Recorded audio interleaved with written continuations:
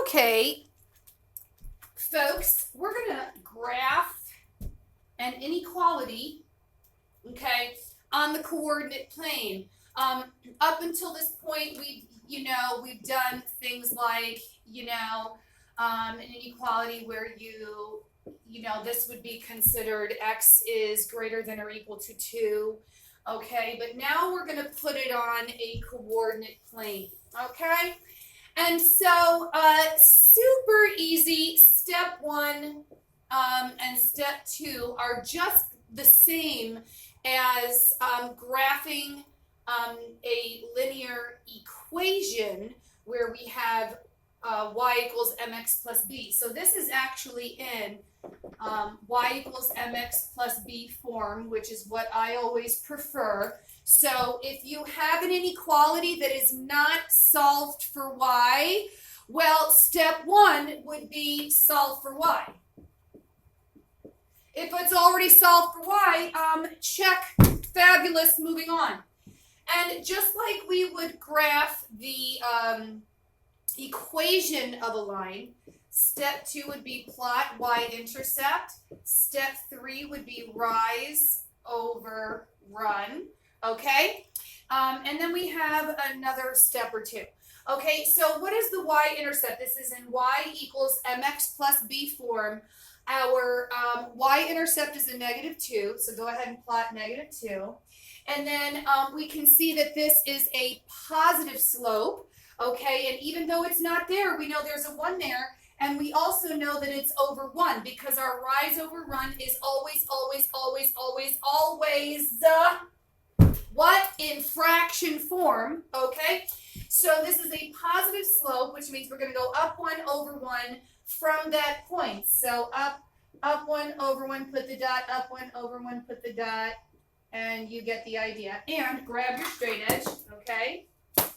And here we go, and connect the dots. Oh yeah, get out your colored pencils, forgot to mention. Better late than never though, right? Okay, so we've just done the rise over run and we connected the dots and we drew our line, okay? But here are the extra steps. So first of all, we have to determine if this is going to be a solid or a dotted line because that is what is unique about inequalities, okay? So if it's an inequality that does not have the equal to line underneath it, that would be a no. It does not have the equal to line underneath it, then that means you have a dotted line. But if it has the equal to line underneath it, very important, muy importante, okay? If it has the equal to line underneath it, it is a solid line. But folks, as you can see, okay, we have no equal to line underneath it. So therefore, we have a dotted line. So let's do it. Okay, make it dotted. Okay. From there, what is also unique, okay, 5, test, write this down, test 0, 0, and shade. Oops. And shade, okay? Test 0, 0, and shade. What do I mean by that? Okay, well, the solution for the graph of an inequality on the coordinate plane is going to be in the shading. That is where the solution is the shading, okay? And so why do I say test 0, 0? Because it's the easiest to test. And if you get a true statement, you shade the same side, okay? Let me explain what that means. So we're going to test, okay? That's why it says graphing an inequality in 2 variables, meaning we have our x and our y in the inequality. So we're going to test 0, 0, meaning, our x and our y value are both 0. So here we go. We're going to test 0, 0 to see if 0, 0 is on the solution side of the line that we just drew. Now, how you say this is also an indicator of which side of the line you're going to shade. So we would say that this is y is greater than x minus 2, okay? So do you think greater than, okay, folks, is going to go above or below the line? Remember, we read graphs from left to right. I want you to think about that in your mind and see as we do this if you're correct, okay? So let's go back to testing 0, 0. So I'm going to put 0 in for my y value and 0 in for my x value. Do the math and see if we get a true statement, okay? So here we go. 0 minus 2 is negative 2. Here's our result, okay? So is this a true statement? Is 0 greater than a negative 2? Yes, this is a true statement, okay? Therefore, the point that we tested, which is 0, 0, is in the solution side of our graph, okay? So since 0, 0 is a solution and it is a true statement, we shade the same side that the solution point is on. So here we go. We're going to shade this side. So I'm sure you're wondering to yourself, what if we tested 0, 0 and it was a false statement and we actually got a no? Well, then in that case, you would shade the opposite side, okay? So very clear once again. If it's not step 1, if it's not solved for y, solve for y. Step 2, plot the y-intercept. Step 3, rise over run and draw your line. Step 4, determine if it's a solid or dotted line, okay, which will be determined whether or not it has an equal to line underneath it, okay? And then test 0, 0 and shade.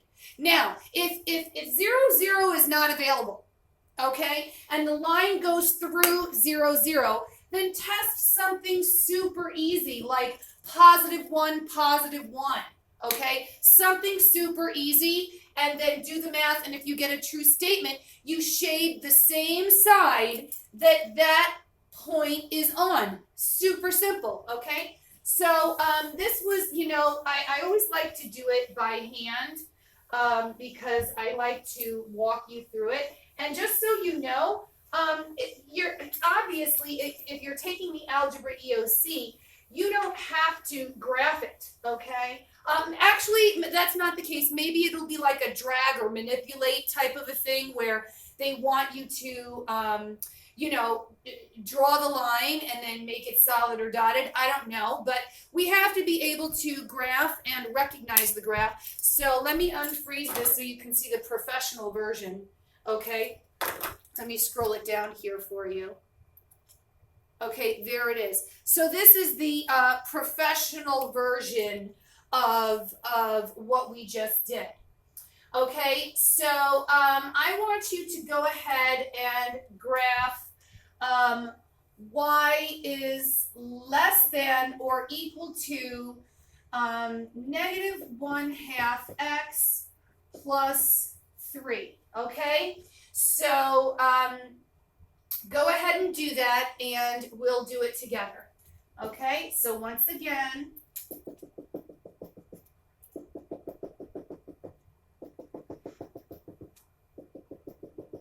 step 1. Okay, is this solved for y? Yes, thank the Lord, saves time. If it wasn't solved for y, you would have to solve for y first. Okay, step 2, plot the y-intercept. There it is. Step 3, rise over run. This is a negative slope, so it's going to go down 1 over 2, down 1 over 2, put the dot, down 1 over 2, put the dot, down 1 over 2, put the dot, and draw your line. Okay, now I have to determine if this is a solid or a dotted line. Well, this has the equal to line underneath it, so it remains a a solid line. And now how you say this is indicative of, okay, what your result is going to be. The way we say this is y is less than or equal to the line, okay, negative 1/2 x plus 3, less than or equal to. So when we read the graph from left to right, is the less than going to be below this line or above this line? Well, you can guess, okay, but we don't guess in this business, okay? We need to make sure that we are for sure, sure. Okay, so we're gonna what? Test the infamous 0, 0, okay? So I'm gonna put 0 in for y, and then negative 1/2, okay, and then 0 in for x, okay? Trying to make it multicolored for you, yes. Okay, so test 0, 0. So bring down your 0, and negative 1/2 times 0 is 0, and 0 plus 3 is 3. So is this a true statement? Is 0 less than or equal to 3? Yes, okay? Therefore, you have to shade the same side as the solution, okay? Which is down here, folks. Oh, I just realized I'm going to have a dirty board. Okay, no big deal. There you go, okay? So, moving on, okay? And now I'm going to talk about vertical and horizontal lines. So let me move this over. Here we are. Okay, so pretty simple. All right, so what is the graph of x is greater than negative 1? Well, solid or dotted, dotted. Okay, and when we're talking about the x-axis, greater than goes in which direction? To the right or to the left? To the right. So obviously we would shade to the right because that's where the solution is, okay? What about y is greater than or equal to 2? Did I say solid or dotted here? Yeah, there's no equal to line underneath it, just double checking. OCD, love and forgive me. Okay, so greater than, there's no equal to line underneath it, so it's a dotted line. Here we have the equal to line underneath it, so it's going to be a solid line. And we're going to the y-axis, so here is positive 2 on the y-axis. Draw your line, okay? And it says y is greater than or equal to 2. Well, greater, there's no need to test 0, 0. I mean, it says use 0, 0 as a test point, but, common sense people, basically is that, y greater than, okay, on the y-axis is going up. Remember, in temperature, we get hotter as we go up, so greater than would be going in the upward direction, okay? So now we have to do the reverse, okay? Let me just scroll this down. Here we are.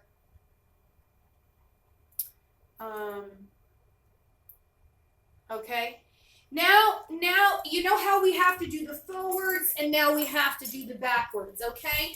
So we have to be able to look at a graph, okay? And let me just on the spot here, because I just know that my kids are so used to, okay, looking at the answer, but I want to bring down the title. Writing an inequality from a graph. Writing an inequality just by looking at it on the graph, just like we have to write the equation of a line in slope-intercept form by looking at it on a graph. We have to write the equation of a line in point-slope form by looking at it on a graph. Or we have to identify the x and y intercepts of a line by looking at it on a graph. Well, we have to write this inequality by looking at it on the graph, okay? So let's just move this up a tad, okay? And so here we are. So first of all, okay, I'm going to say y equals mx plus b. Okay, and then I'm going to say y equals blank x plus blank. Okay, do you see how I am setting myself up for success here, folks? Do it. Write it. Do it. Okay, so you might be saying, Miss Hutchinson, why did you put an equal sign? Because I just want you to make sure that you write slope-intercept form, okay? But we are going to erase that equal sign because we're going to put our inequality symbol here, okay? So, step one. Where does this line cross over the y-axis? Well, that is at a what? A positive 1. So, halfway done, folks. Okay? Step 2, is this a positive or negative slope? Well, how do we read the graph from left to right? What is happening to this line as we read it from left to right? It's going up in the positive direction, so it's a positive slope. Let me locate 2 points on the line, here and here, for my rise over run, for my slope, right? How did I get from this point to this point, right? So I had to go up 2 over 1, so 2x plus 1. So almost done, okay? First of all, I'm noticing that it is a solid line, so I'm going to write the equal to line underneath it. And now I'm just going to guess, okay? I'm just going to guess, and I'm going to say, okay, well, you know, do I believe that here's my shaded region, right? The shaded region is your solution. The line is included, but the shaded region is your solution. So as I read this graph, I have to ask myself, does this look like the solution, the shaded region, okay? Does this look like the solution is less than or greater than the line, okay? Well, I think it looks like it's less than, but we can't, you know, rely on guesses. But I'm going to put less than, okay, and then I'm going to test, okay, test, again, 0, 0. You always want to test a point that is in the solution region, and right there is 0, 0, okay? So if I'm testing 0, 0, and it's in the solution region, okay, then if I get a true statement with 0, 0, then I know that I wrote my inequality correctly, okay? So I just realized I want to get 2 more examples for you, but that'll be in the next video. So now we need to test 0, 0, so let's put it in. Okay, and now we do the math. 2 times 0 is 0, 0 plus 1 is 1. Is this a true statement? Is 1 greater than or equal to 0? Yes, true statement. Therefore, I wrote the correct inequality. There you have it. Okay? So that is writing a linear inequality in 2 variables. That is writing a linear inequality just by looking at it on the graph.